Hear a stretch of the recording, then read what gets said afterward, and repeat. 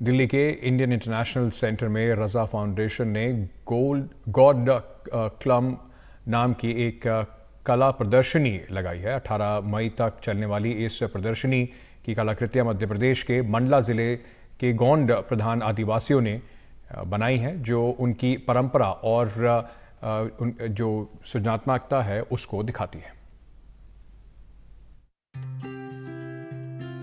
लंबी घास के बीच एक नन्ही चींटी से लेकर फूलों से लदे पेड़ों सी लंबी सींगों वाला खूबसूरत हिरण,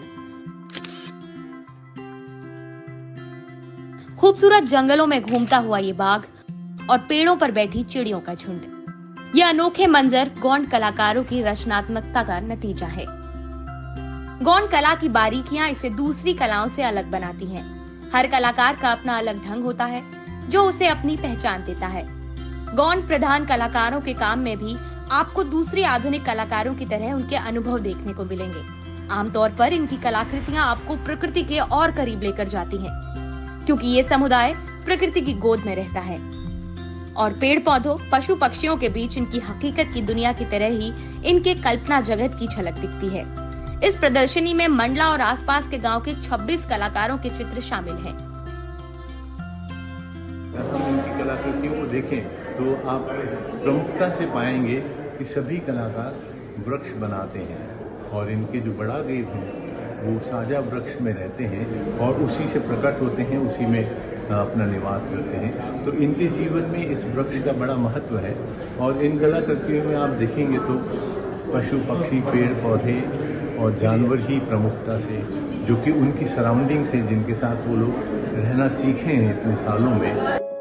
गोंड प्रधान समुदाय के लोग 21वीं सदी में अपनी परंपरा को फिर से जिंदा कर रहे हैं और इसका सबसे दिलचस्प पहलू ये है कि इन्होंने किसी भी तरीके का प्रशिक्षण नहीं लिया है। गोंड प्रधान समाज की गायकी भी मशहूर है। जाने माने चित्रकार जनगण सिंह श्याम ने अपनी गायकी को चित्रकला में बदला, जो आज तक जीवित है। गोंड प्रधान गोंड समुदाय के एक उप समुदाय है। जनगण सिंह श्याम नाम का एक चित्रकार हुआ, जिसने गोंड प्रधान गायकी को एक तरह से चित्रकला में बदला और ये सारे लोग अब उसी परिवार के। रजा फाउंडेशन की इस प्रदर्शनी का मुख्य उद्देश्य मंडला और पटनगढ़ के जंगलों में रहने वाले गोंड प्रधान समाज के लोगों की कला को दुनिया तक पहुंचाना है। रजा फाउंडेशन द्वारा लगाई गई ये प्रदर्शनी गोंड कलम का प्रमुख उद्देश्य ये है कि जो वहाँ डीप फॉरेस्ट में रहने वाले, मंडला के जंगलों में रहने वाले आदिवासी कलाकार हैं, उनको एक तरह से उनकी इस कला को दुनिया जाने और दुनिया जहाँ तक उनकी कला पहुँचे। कलाकार सभी कलाकृतियों की शुरुआत अपनी रूपरेखा बनाने से करता है। गोंड कलाकारों को पेंसिल या किसी दूसरे तरीके से शुरुआती ड्राइंग बनाने की जरूरत नहीं होती। मध्य प्रदेश के मंडला जिले के रहने वाले ये कलाकार आज अपनी कला के लिए दुनिया भर में जाने जाते हैं।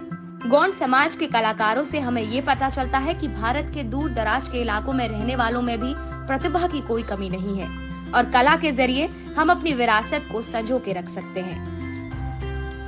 दिल्ली से मानसी जोशी की रिपोर्ट, एनडीटीवी इंडिया के लिए।